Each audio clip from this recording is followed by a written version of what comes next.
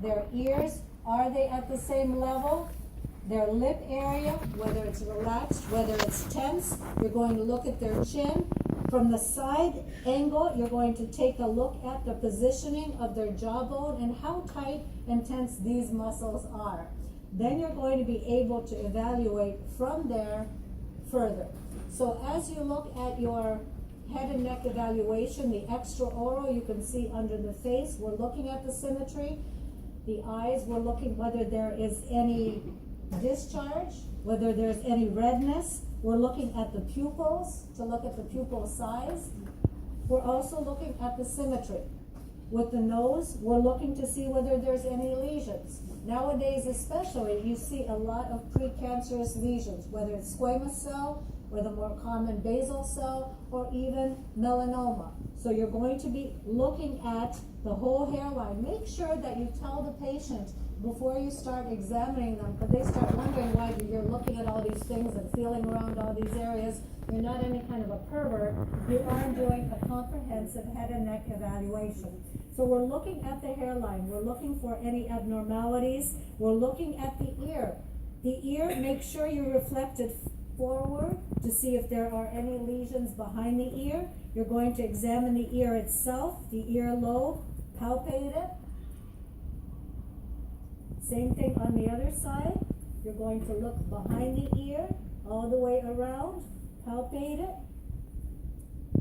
Now she has a slight fibroma here on her ear, so you want to make sure you ask the patient, what is it that you had in that ear? Did you have a piercing at any point where it healed up with the fibromatous type of a healing? And that's exactly what went on here. Then when we look at the face, we go further on down. We've examined the nose, the eye area. We've examined the hairline all the way around. Then you're going to look at the TMJ joint. And it's important from the TMJ standpoint that you place your fingers over the jaw joint. Ask the patient to open and close very slowly. So you're going to open wide as you possibly can, closing very slowly. What you're looking for, depending on your positioning, if you're positioned over the patient or if you're positioned in front of the patient, what you're looking for is a deviation of the closure, obviously.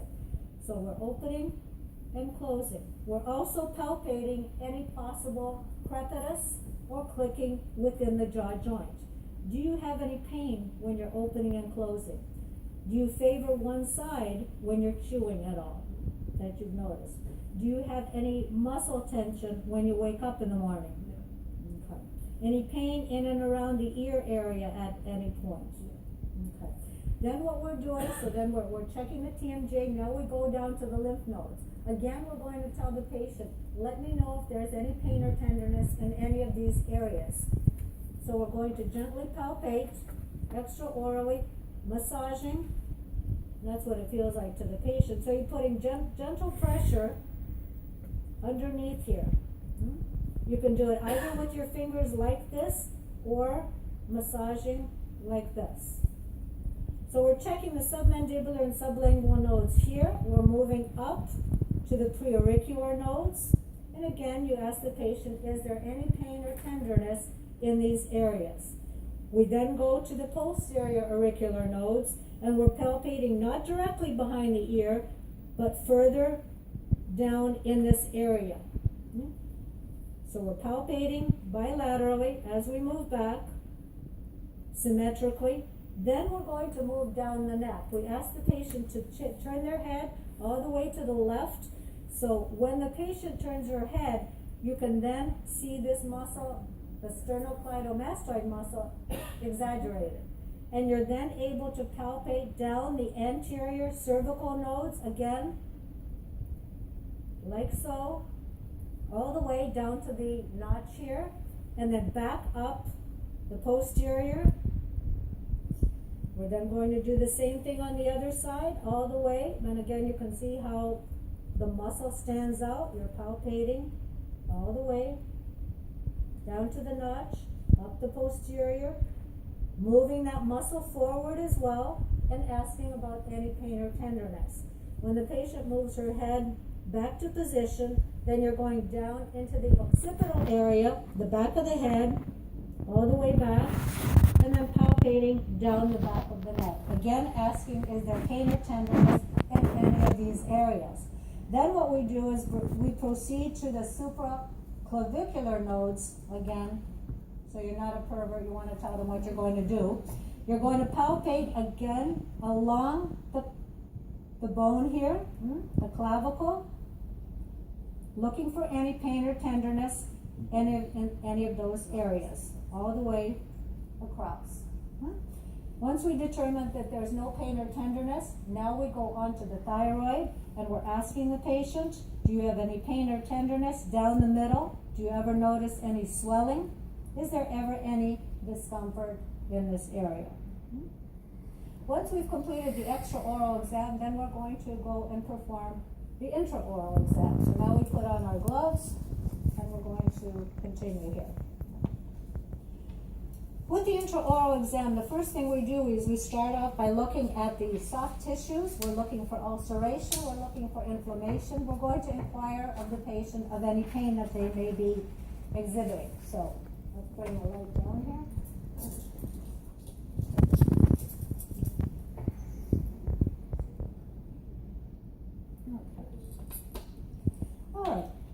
So we're first going to palpate the lip. We're going to pull that lip out. We're going to check the frenum attachment. And when we check the lip area and the cheek area, again, what we're looking for to palpate is any lumps or bumps within the soft tissue. So we're going all the way back in the cheek. We're going to reflect the cheek back. And you can see there that little opening. That's the opening of the parotid gland, the salivary gland, that feeds the mouth. That's a major gland that feeds the mouth. Right there is the parotid gland opening, and that feeds the saliva into the mouth and keeps things flowing.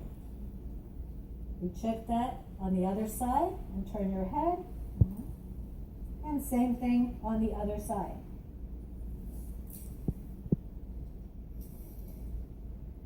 And again, we're palpating that cheek from the vestibule all the way down around the lip area. When you palpate the lip, and you can feel it on your own lip, as you palpate the lip, you're going to feel a lot of little bumps. Those are all the minor salivary glands that feed into the mouth area, and then going up the other side. We then check the vestibule by running our finger along the vestibule. Same thing on the other side. We run our finger along the base of the vestibule, along here as well. Looking for any infection, any inflammation, anything unusual in the mouth, any lumps or bumps as well. Pay particular attention to the areas in the tuberosity, behind that very last tooth. In the retromolar area, those are areas where I've detected squamous cell carcinoma 4 times, in the area behind the very last molar tooth. And then you do the same thing on the other side, looking in the tuberosity area, way up there in the vestibule, down in the posterior retromolar area as well. The other thing you want to do is make sure you palpate the floor of the mouth. So you're going to palpate from both sides, all the way back to the molar area, on the other side, all the way back to the molar area. Then you palpate on both sides of the alveolar process, all the way around.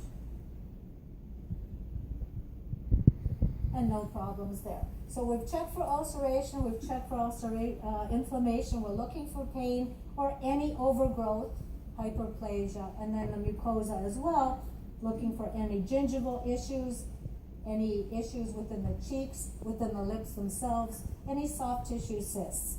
Then we go to check the tongue. What happened to my 2x2? Can I have another one of my 2x2 fall down here?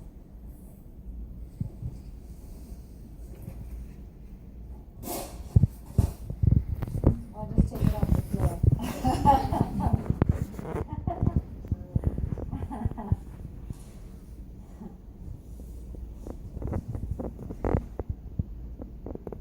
You got some? Okay. All right. So then what we want to do is grab the tongue. Okay, we're going to tell the patient, I want you to stick your tongue all the way out. I'm going to grab the tip and I'm going to pull your tongue to one side and the other side. Make sure when you do that, that you pull up and to the side. Otherwise, this frenum attachment at the base of the tongue can often get torn as it goes against the teeth. So you want to pull up and to the side. Now we're going to look down the base of the tongue, down the side of the tongue, the lateral border, examining all the way back, pulling things back as far as you can. You may have to switch hands. Hold that tongue, look all the way back and all the way down. You can see all the way down. Same thing on the other side. We come around to the other side, pull all the way to the side, look all the way to the base, all the way down. And then examining the opening of the salivary duct once again behind the teeth. So we're all good with the tongue, no lesions, no problems there. Now we're going to take a look at the throat. Do you ever lose your cookies when you, are you a gagger? Okay. Okay, so I want you to open wide as you can and say, ah. Now we're looking down her throat. We can see the tonsils on both sides are quite large. We can see the uvula there, all the way to the back of the throat, the pharynx. No problems there. We're good with that. Floor of the mouth we've checked. Now we're going to check the palate. So what we're looking for in the palate again is for any abnormalities, any overgrown tissue, any toruses, and there she has a nice huge torus right there in the midline. That's what it is, that big bump down the middle, that's her torus. So she's got a palatal torus. Now as far as the lingual tori, she's got small ones developing. Children don't have them. As we grow into adulthood, we tend to develop tori bilaterally in the area of the premolars and the cuspid teeth, and she has those developing there. Okay, so we've got that covered. We've got the exostoses. We've checked the tuberosity behind the very last tooth. We've checked the retromolar area.